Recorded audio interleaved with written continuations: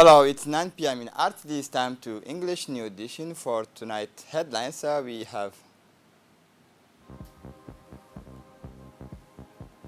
the arrival of a plane to fight against the locusts.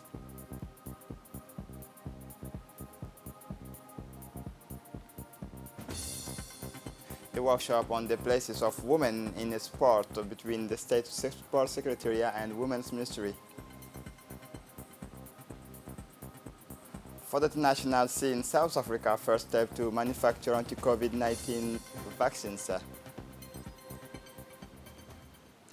Welcome to our newsroom. Djibouti now has its own plane to fight against locusts. To this end, the Minister of Agriculture, Water, Fishery, Livestock and Fishery Resources, Mohamed Ahmed Awale, welcomed this afternoon at the International Airport of Djibouti in the presence of the Secretary General of the Ministry of Agriculture, Ibrahim Elmi, of the coordinator of the program, Engineer Bragoita Saeed, and the Director General of Civil Aviation, Daoud Ali Abdo.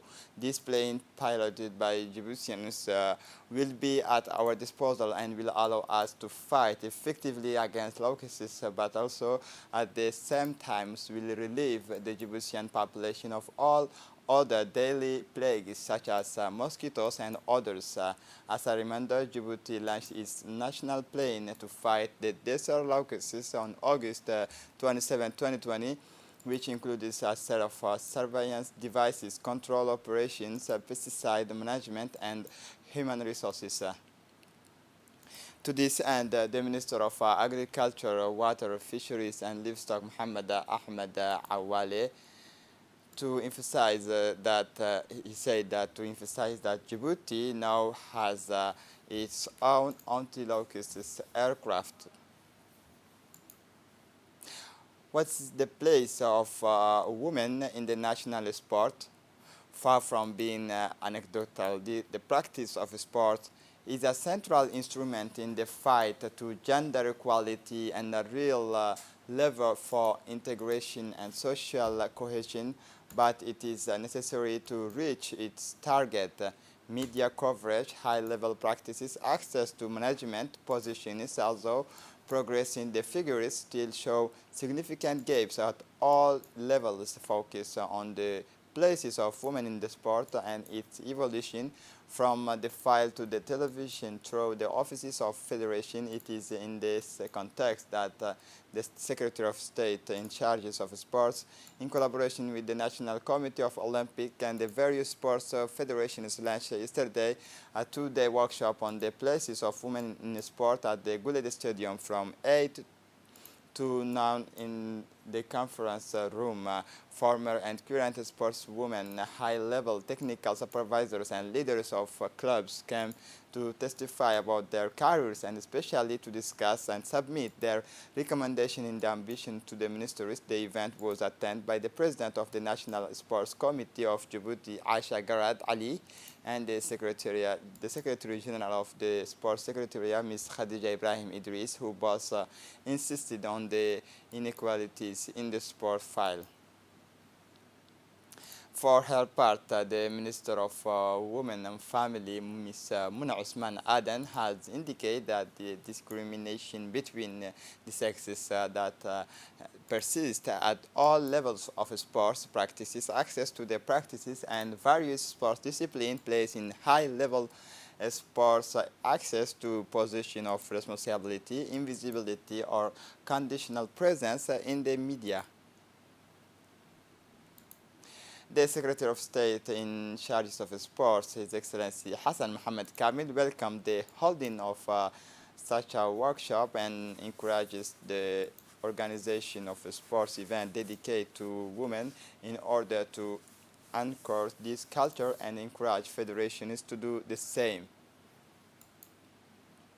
The Minister of Muslim Affairs, Waqf Momin Hassan Barre, received in his office the Chargé d'Affaires of the Embassy of the Kingdom of Morocco in Djibouti, Mr. Barik Haddawi.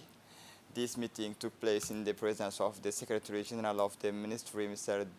Shuaib Adjal. The Minister welcomed the diplomat of His Majesty King Mohammed VI, and wishes in him very success in the exercises of his mission in our country. He also praised the good of friendship and excellent cooperation relations between the two countries in the various sectors of development. For his part, the Moroccan chargé d'affaires thanked the minister for his welcome and his availability to discuss ways and means to further strengthen bilateral cooperation, including exchanges of expertise and best practices in the religious file. He expressed the bond of friendship and cooperation Djibouti-Morocco. Yesterday, Monday, June 21, the Minister of Energy in charge of Natural Resources, Younis Ali Geddi, has received in his office the Ambassador of India, Mr. Ashok Kumar, accompanied by his Advisor of Political and Economic Affairs, Mr. Mukesh Kumar Ambassa.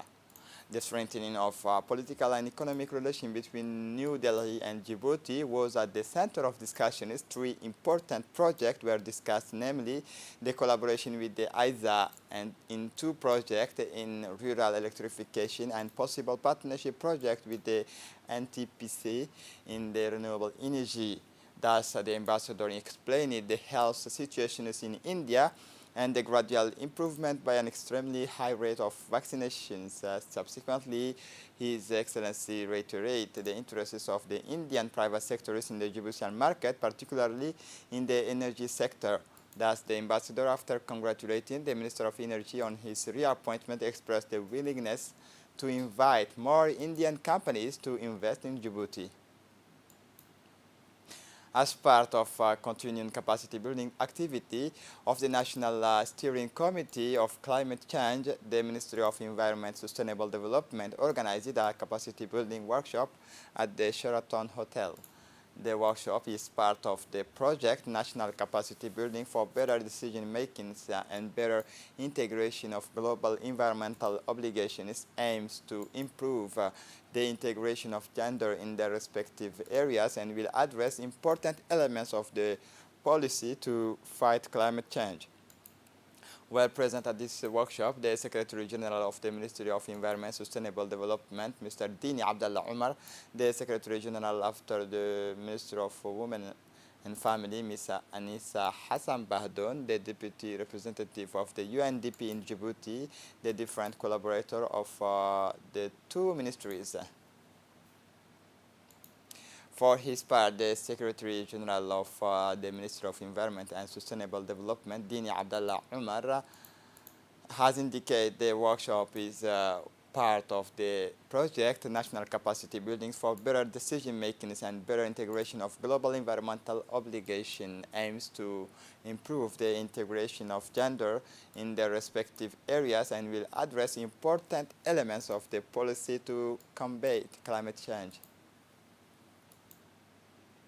As part of the 44th anniversary of our independence, the Director General of the National Agency for People with Disability, Douale Saeed Mahamoud, accompanied by the Mayor of the Djibouti City, Ms. Fatma Wale Usman, visited this morning the headquarters of the People with Disability located at the intersection of the Street 13 and Boulevard Tigol. This seat was first renewed by the Italian forces stationed in Djibouti, which is matching this center with the networks of people with special needs. This seat is part of the promotion and protection of people with special needs in Djibouti. The delegation led by the director of the NPH started by visiting the different rooms of the headquarters.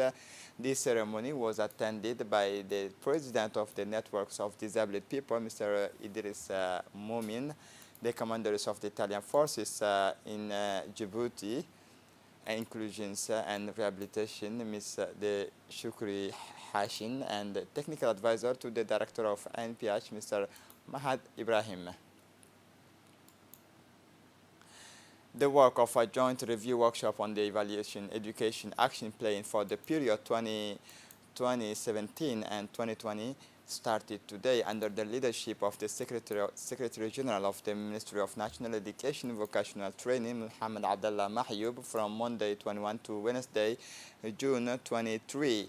MENFOP and its technical and financial partners and networks of civil society associations are to take stock and outline the prospect based on the achievements and ongoing project of the Education Action Plan for the period 2017-2020, the Councilors for Cooperation and Cultural Action of French Embassy in Djibouti, Mr. Stéphane Gallet, the Education Program Officers of UNICEF, Mr. Ahmed Said, and the Inspector General of Education, Mr. Muna Ismail Abdou, participate in this meeting alongside senior MENFOP officials and members of civil society.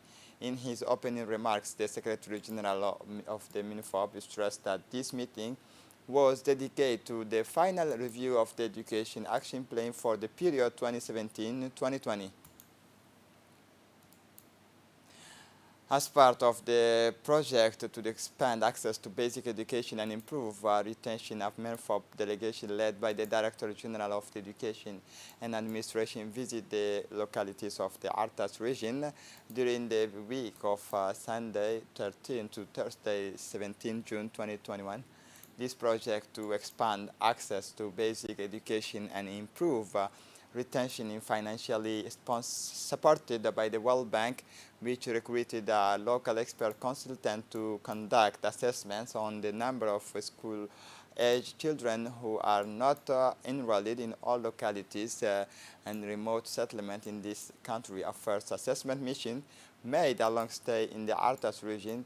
This was an opportunity for MENFOP officials and the expert consultant to have very instructive discussions with the local authorities, civil society, parents, and local education officials took part in this event.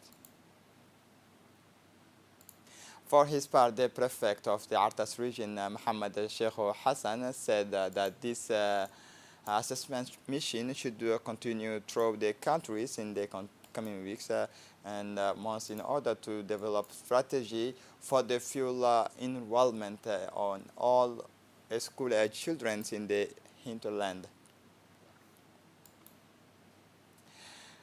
Under the aegis of the Secretary of State in charge of sports closet at the sports complex of the high plateau of Dai, the tournament of the June 27 in the cool climate. Early in the morning, the team of Tajura, finalists of this tournament, was warmly welcomed by the executive of the Secretary in charge of sports, by the host team, also finalists, as usual, like the other teams that participate in the June 27 tournament organized in Dai.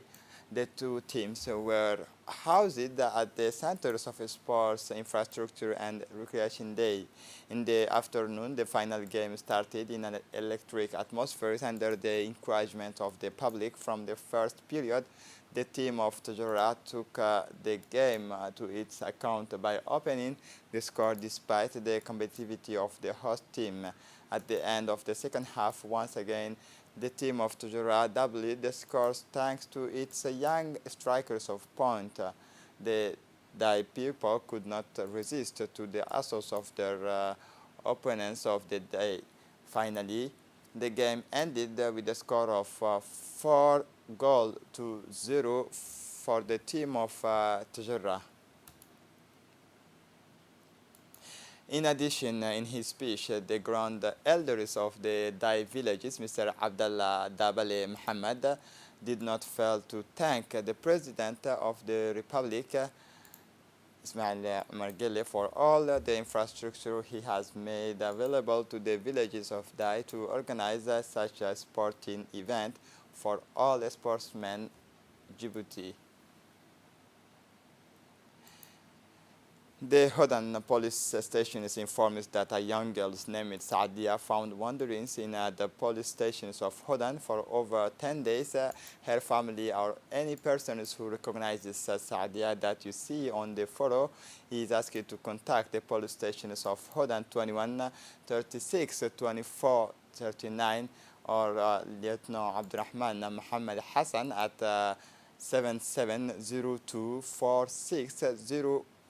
The young girl was whose mother is called Johara Mohammed, lives according to her information is in the Bulduko district of the Balbala. She was found wandering in the Nasib district for ladies who brought here to the police stations of Hodan. For the international scene, South Africa took the first step on Monday to establish a technology transfer center for messenger vaccines, giving the African continent a production capacity. Vaccines never arrive on time and people continue to die.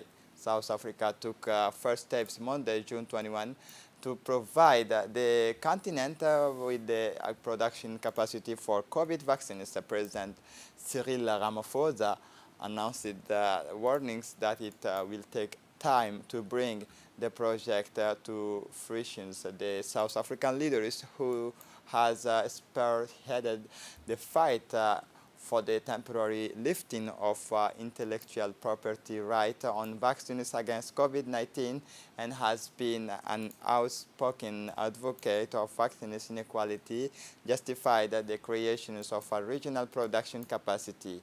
We can see that we cannot rely on vaccines that are manufactured outside Africa because they never come, they never arrive on time, and people continue to die. This is it for the news. Thanks for watching us. Have a good evening.